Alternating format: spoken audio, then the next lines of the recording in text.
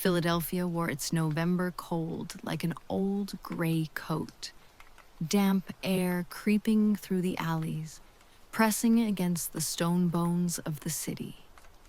Ben Harker, 38, stepped out of his rental car and stared up at the hulking silhouette of Eastern State Penitentiary. The prison loomed against the dull sky. Massive stone walls, jagged towers, narrow windows like watching eyes. Crows circled overhead, their cries sharp in the still air. Ben pulled his coat tighter, breath fogging in the cold. He was here for work. Another stop on his documentary series, Haunted America. A string of old buildings, abandoned hospitals, faded theaters, places where stories lingered longer than the people who'd lived them.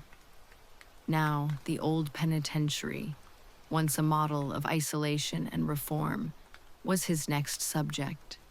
He'd booked the night tour, hoping to capture the place's real atmosphere. But when he arrived, the manager, a thin man named Harley, had made an offer.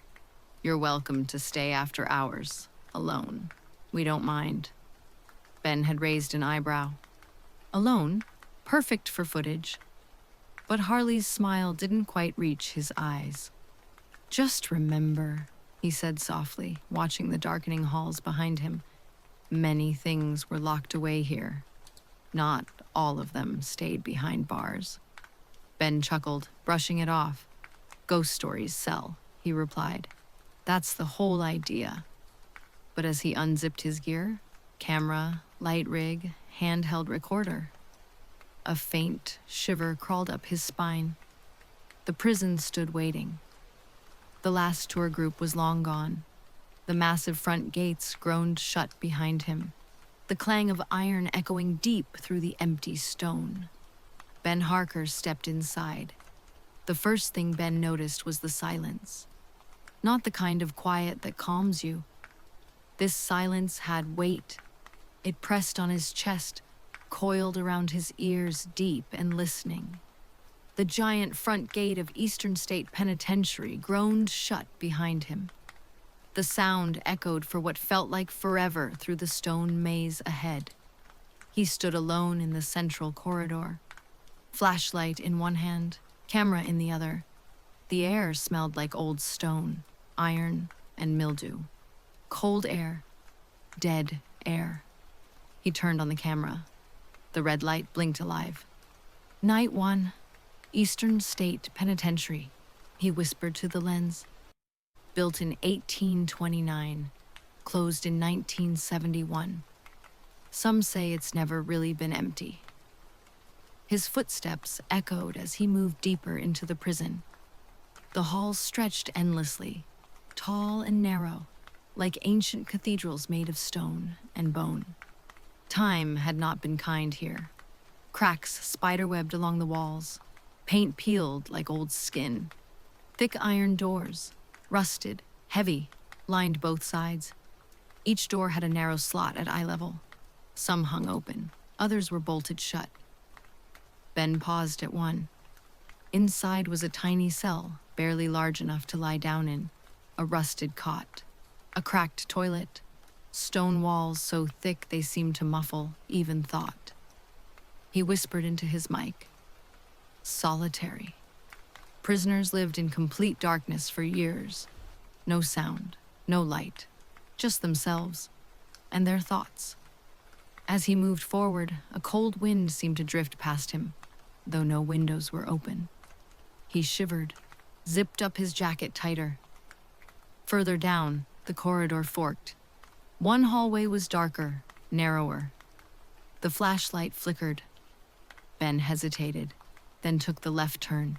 Here. The temperature dropped sharply. His breath came out in pale puffs. The air was different. Thicker, almost wet. Like he'd stepped into a basement with a bad memory. He panned his camera slowly. The cells here were worse. Some looked clawed. One had deep scratches etched into the door like someone had tried to dig their way out. He stopped recording for a moment, just to listen. Silence. Then, a whisper. faint, just at the edge of hearing. Not words, more like breath trying to form one. He turned quickly, flashlight beams slicing through the dark. Nothing. Ben forced a chuckle, speaking to himself. Mind playing tricks. Old building, echoes, that's all. Still, he moved faster. Deeper into the prison now, shadows moved at the edges of his light. At first, he thought it was his own reflection, bouncing off cracked glass, warped metal. But no, these shadows didn't move when he did. One drifted just out of reach near a rusted stairwell. Another vanished around a far corner. His fingers tightened on the flashlight. His breath had grown shallow, chest tight. Something was watching him. Not the building, something inside it. He stopped again, holding his breath. Creak. The sound of a cell door moving. He spun, light trembling in his hand. Down the corridor, a door hung ajar now. One he could have sworn was closed minutes ago. He hadn't touched it. He swallowed hard, stepped forward. Footsteps echoing louder than before. The cell was empty. Stone, cotangent, darkness. But the air inside was frigid, colder than the rest of the hall. And there, on the wall above the cot, faintly scratched in crumbling stone, "I'm still here." Ben backed away slowly. He turned off the camera. He needed to breathe. But the whisper came again, closer this time. Not just breath. A voice. "Go. Back." Ben didn't run. Not yet. But he stopped smiling. He looked around at the walls, the shadows, the iron doors lined up like teeth. And for the first time that night, he wondered what he had walked into. Cell block 12 was the one they all talked about. Ben had read the stories before he came. This was the oldest part of the prison where the worst of the solitary confinement happened. The block had been closed early, long before the rest of the penitentiary shut its doors. Some said it had driven men mad. Now it stood empty, sealed most of the year, opened only for the rare night tours, and for filmmakers like him. Ben set up his gear just outside the entrance arch, camera on a tripod, external mic clipped, handheld recorder rolling. His flashlight beam cut a path through the cold air. He stepped inside. The corridor stretched long and black ahead of him, cell doors on either side half sunk in darkness. The ceiling above had half collapsed in places, letting the wind whistle faintly through the cracks. Already, the temperature had dropped again, at least 10 degrees colder than the main halls. His breath fogged thick and slow. He turned the camera on, voice steady. Cell block 12, built 1835, known for strange sounds, footsteps, voices, apparitions. Let's see what the night brings. But even as he spoke, a tightness wound through his chest. His hands shook slightly on the flashlight. He moved down the row, camera rolling. Footsteps echoed behind him, soft at first, then louder. Thump, thump, thump.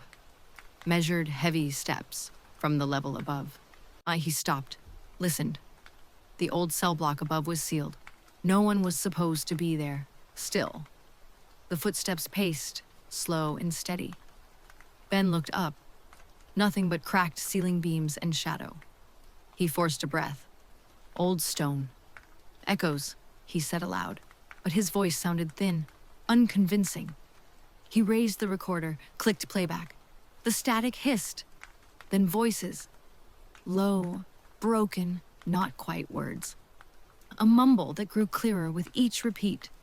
Get out. Leave. Ben's skin prickled. He swung the camera toward the end of the hall. A shadow crossed, not drifting, walking. A tall figure, too fast to catch in full light, gone before he could react.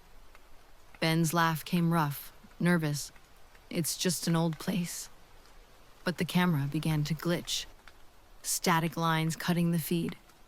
The battery icon blinked red. He'd charged it fully before coming in. Now the air grew colder still, a rush of icy wind sweeping the corridor.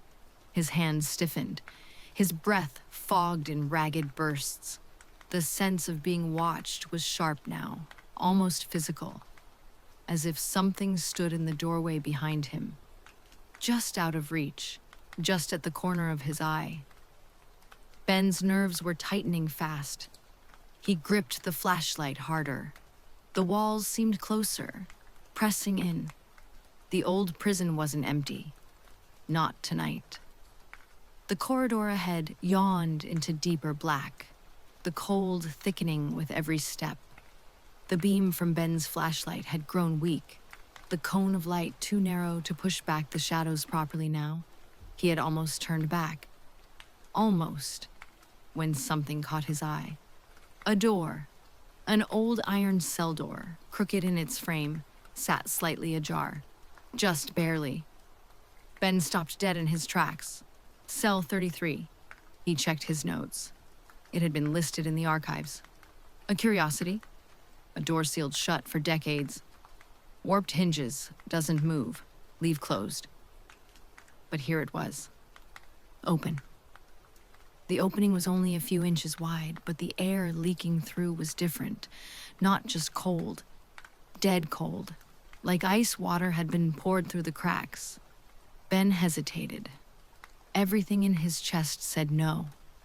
But everything in his profession said keep filming. He lifted the camera, his voice low and tense. Cell 33. This door was never meant to open. He reached out. The iron groaned under his hand as he pushed. The door swung open slowly, almost resisting, like it didn't want to give in easily. Inside was pitch black. His flashlight beam barely reached the back wall. Ben stepped in. The cold slammed into him like a wall. His breath turned white instantly, puffing out in frightened bursts. The light quivered in his hands. He moved the flashlight along the stone. The walls were scarred. Claw marks, long, deep gouges etched into the rock like fingernails, desperate and frenzied. One scratch after another, layered over decades. His heart raced. Then he heard it again. The whisper. Close now. Go. Back. He turned. Slam. The cell door slammed shut behind him with such force the entire block seemed to shake. Ben dropped the camera. The flashlight hit the floor and spun in wild circles, throwing broken shadows up the walls. He ran to the door, heart hammering, hands trembling. It wouldn't budge. Iron cold beneath his palms. He pushed harder, then pounded. Hey, open up! His voice echoed down the stone, eaten by the silence. Then, silence again. Only his breathing, loud, panicked. The cold deepened. His fingers went numb on the handle. The room felt like a freezer. From behind him, faint, scraping. Number, he turned slowly, afraid to face whatever might be there. Nothing, only those claw marks. But they looked fresher now, almost wet. Minutes passed, or maybe just seconds stretched out too far. Ben crouched beside the door, trying not to hyperventilate. The flashlight had stopped spinning. It lay on the floor, pointing toward the back of the cell. He could hear it now. Breathing that wasn't his. Slow. Ragged. Watching him. Then without warning, the door made a slow, deep creak. The handle turned. It opened on its own. Inch by inch until the corridor outside came into view. Ben didn't wait. He grabbed the flashlight and stumbled out, nearly falling to his knees. He looked behind him once, just once, and saw only darkness inside the cell. The door slowly began to swing shut again. He didn't touch it, didn't film it, just backed away. Something had been in there with him. Not a sound, Not a trick of the light. Something real. And now it knew his name. From then on, the halls of Eastern State didn't feel empty anymore. They felt occupied, and Ben, shaking and pale, began to understand why most people never walked the old cell blocks alone. Midnight. Ben checked his watch again to be sure, though time inside Eastern State Penitentiary felt like it had stopped hours ago. The cold was relentless now. The kind that gnawed at your joints, that settled into the bones. His gloves were useless. His breath came out thick, swirling in the beam of his flashlight like ghosts trying to escape. He'd made his way back to cell block 12, hoping to pack his gear and leave. But something in the air told him it wouldn't be that easy. Then the lights flickered. Once. Twice. And then, half of them went out completely. The darkness surged forward like water from a broken dam. His flashlight dimmed, then steadied. Ben froze. Every instinct screamed, "Don't move, listen." And that's when he heard them. Footsteps. Not his. Not echo. Heavy. Deliberate. Pacing. From just beyond the next hall. One step. Pause. Another. Slow. Like someone searching. Ben killed the camera light and slid into a side cell, pressing himself flat against the cold wall. His heart pounded so loud in his ears it nearly drowned out the footsteps. Nearly. The beam of his flashlight wavered on the cracked cell wall. Across from him on the stone, something had been scratched years ago. Eyes in the dark. He turned it off completely, sat in the black, listened. The steps grew closer. Ben held his breath. Then, a shape passed by the open bars of the cell. A figure, dressed in an old prison uniform, dark gray, faded stripes, head low, arms stiff at its sides. But it wasn't walking right. Its movements were jerky, as if pulled on invisible strings. Shoulders twitching, one foot dragging. It paused outside his cell, and though Ben couldn't see its face, he felt it. The thing was looking at him. He didn't move, didn't breathe. The air inside the cell had turned freezing. Frost bloomed on the bars. His throat burned from the cold. Then, the figure moved on, down the corridor, disappearing into the dark. But its voice remained, a low whisper echoing through the stone. "Never leave, never leave." Again, again, as if spoken by more than one voice, layered, warped, like old tape playing back. Ben fumbled for the recorder, fingers numb, hands shaking. He hit playback and heard it, clearly. "Never leave. Never leave." His own breath caught. It wasn't an echo. It wasn't in his head. It was on tape. He looked up, heart thudding. And at the far end of the corridor, the lights that remained flickered again. Only now, he could see multiple shadows, shifting, moving, crawling across the wall like insects. He didn't wait.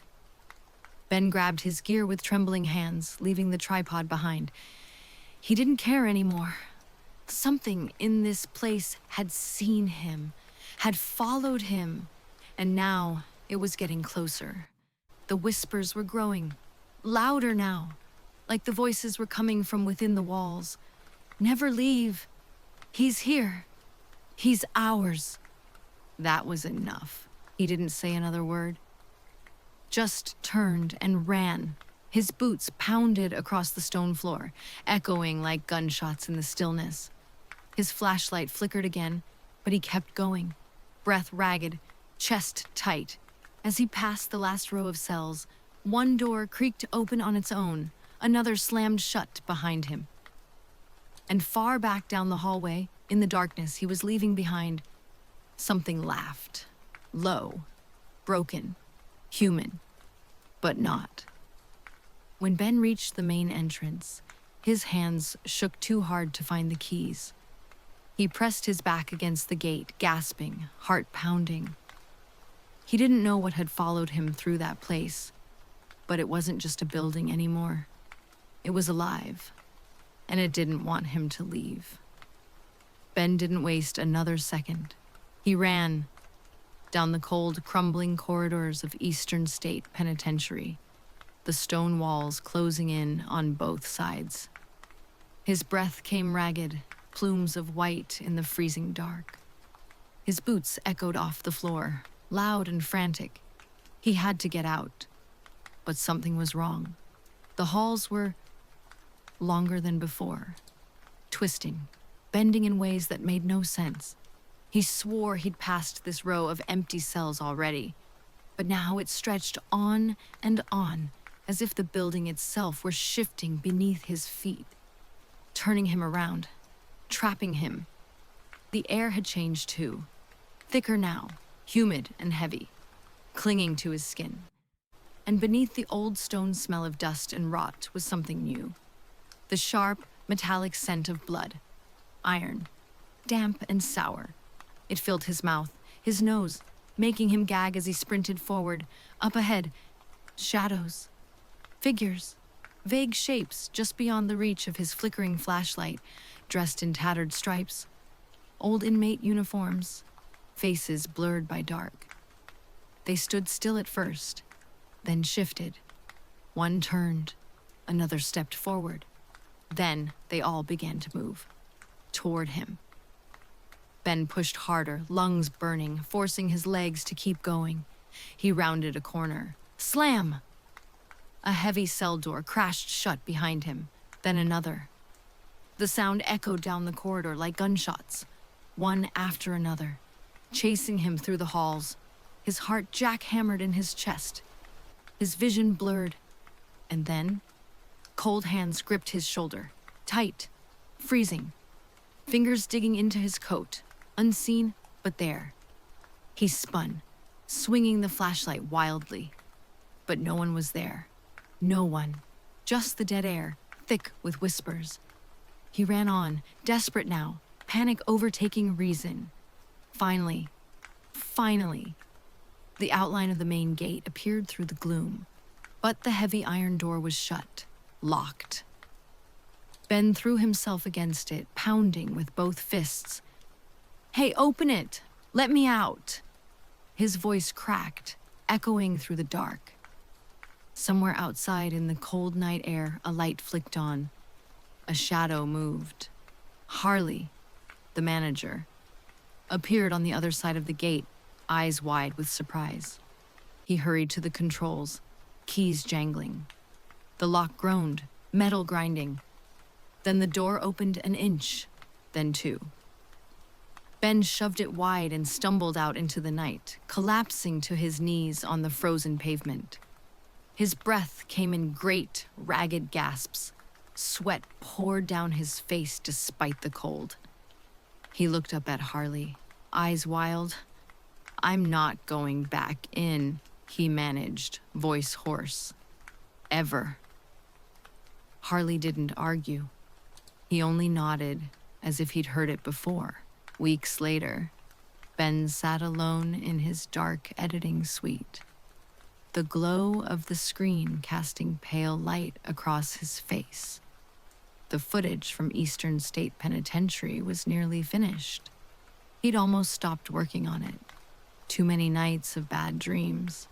Too many hours waking in the cold sweat of that same suffocating fear. But the work demanded attention and curiosity. Curiosity had its own pull. As the clips played, Ben leaned closer, frowning. The camera had caught things he hadn't noticed that night. In one long shot down cell block 12, faces appeared, half-formed in the darkness, pressed against the bars, gone when the light shifted. Shadows moved on their own, flowing across the floor against the direction of his flashlight beam. In the background of one recording, beneath the hiss of static, a voice whispered clearly, "The walls remember." Ben paused, rewound, played it again. The voice was there, real. When the documentary aired, it became an overnight sensation. shared online, streamed across horror circles and paranormal channels.